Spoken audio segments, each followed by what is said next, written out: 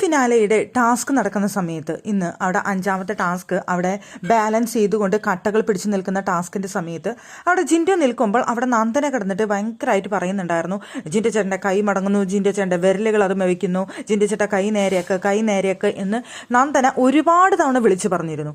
ഏത് നേരം അത് പറയുന്നുണ്ടായിരുന്നു. ജിൻഡോൻ്റെ കൈ ഒന്ന് മടങ്ങുമ്പോഴേക്കും അല്ലെങ്കിൽ വിരലൊന്ന് അനങ്ങുമ്പോഴേക്കും ഒക്കെ നന്ദന അങ്ങനെ വിളിച്ചു പറഞ്ഞുകൊണ്ടേയിരിക്കുന്നുണ്ടായിരുന്നു.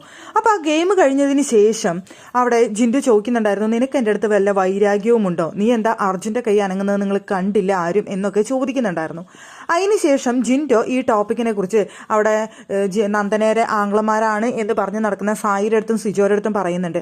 അവൾ എന്തിനാണ് എൻ്റെ അടുത്ത് ഇങ്ങനെ കിടന്ന് സംസാരിച്ചിരുന്നത് എന്ന് പറയുമ്പോൾ അവർ തന്നെ പറഞ്ഞു, അവളുടെ അടുത്ത് നേരിട്ട് തന്നെ പറഞ്ഞു നോക്ക് ജിൻഡോ ചേട്ടൻ, അല്ലാതെ ഞങ്ങളിപ്പോൾ പറഞ്ഞു കഴിഞ്ഞാൽ അവൾ കേൾക്കൊന്നില്ല എന്ന് അവർ പറയുന്നുണ്ടായിരുന്നു. അപ്പോൾ അതിന് ജിൻഡോ കാരണമായിട്ട് പറഞ്ഞ കാര്യം ഇതാണ്, ഇപ്പം ഞാൻ വോട്ടിങ്ങിൽ ഇല്ലാത്തൊരു സമയമാണ്, എൻ്റെ വോട്ടുകൾ ഇപ്പോൾ സ്പ്ലിറ്റ് ചെയ്ത് പലർക്കായിട്ട് പോകും.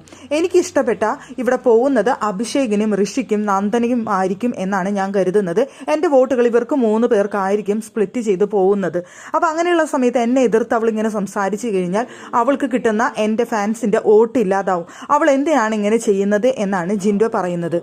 പിന്നീട് ജിൻഡോ അവിടെ നന്ദനയുടെ അടുത്ത് ഈ ടോപ്പിക്കിനെ കുറിച്ച് സംസാരിക്കുന്നുണ്ട്. നീ ചെയ്ത് ശരിയായില്ല, എൻ്റെ വോട്ട് നിനക്ക് കിട്ടണമെന്നാണ് ഞാൻ ആഗ്രഹിക്കുന്നത് എന്ന് പറയുമ്പോൾ നന്ദന ഞാൻ തെറ്റ് കണ്ടപ്പോൾ ചൂണ്ടിക്കാട്ടി എന്ന് പറഞ്ഞുകൊണ്ട് അവിടെ നിന്ന് പോകുന്നുണ്ട്. പിന്നീട് നന്ദന ഇത് അഭിഷേകുമായിട്ട് നിന്ന് ചർച്ച ചെയ്യുന്നുണ്ട് ബാത്റൂം ഏരിയയിൽ.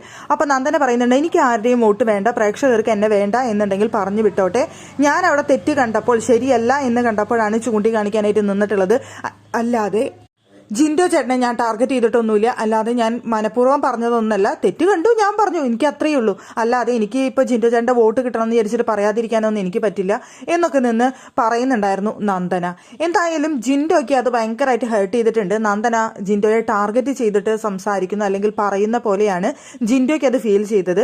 അപ്പോൾ അവിടെ അഭിഷേക് പറയുന്നുണ്ട്, അഭിഷേകിൻ്റെ അടുത്ത് ഇത് പറയുന്ന സമയത്ത് നന്ദനയും അഭിഷേകും തമ്മിലുള്ള സംസാരത്തിൻ്റെ ഇടയ്ക്ക് അഭിഷേക് അവിടെ പറയുന്നുണ്ട്, അങ്ങേര് പറഞ്ഞു കേട്ടിട്ടില്ലേ, അങ്ങേര് ജയിക്കാൻ വേണ്ടിയിട്ട് എന്ത് കളി വേണമെങ്കിൽ കളിക്കും, എങ്ങനെ ആരുടെ വോട്ടായാലും എന്തായാലും ആൾക്കൊരു പ്രശ്നമല്ല എന്നുള്ളൊരു കാര്യം. പക്ഷേ നമുക്കാർക്കും അത് പറ്റില്ല. ഞാൻ അപ്പോൾ തന്നെ അദ്ദേഹത്തിനോട് പറഞ്ഞു, എനിക്ക് ജിൻഡോ ചേട്ടൻ്റെ വോട്ട് എനിക്ക് ആവശ്യമില്ല, എനിക്ക് എൻ്റെ ആൾക്കാരുടെ വോട്ട് തന്നെ മതി, അല്ലാതെ ജിൻഡോ ചേട്ടൻ്റെ ഫാൻസിൻ്റെ വോട്ട് എനിക്ക് ആവശ്യമില്ല എന്ന് ഞാൻ പറഞ്ഞു എന്ന് അഭിഷേക് പറയുന്നുണ്ട്. അത് നന്ദനയുടെ അടുത്ത് പറയുന്നുണ്ട്. നന്ദന പറഞ്ഞു നന്ദനയ്ക്ക് അവിടെ വോട്ട് വേണ്ട എന്നുള്ളത്. സത്യത്തിൽ അത് അഭിഷേകിൻ്റെ ഒരു ഗെയിം പ്ലാൻ അല്ലേ എന്ന് തോന്നിപ്പോയി. നന്ദന ആ സമയത്ത് അവിടെ ജിൻഡോ ഫാൻസിൻ്റെ വോട്ട് വേണ്ട എന്ന് പറയുന്ന സമയത്ത് അത് നന്ദനയെ കൂടുതൽ ഡേഞ്ചർ സോണിൽ എത്തിക്കും. അതല്ലേ അഭിഷേകിൻ്റെ പ്ലാൻ എന്ന് ഒന്ന് തോന്നിപ്പോയി.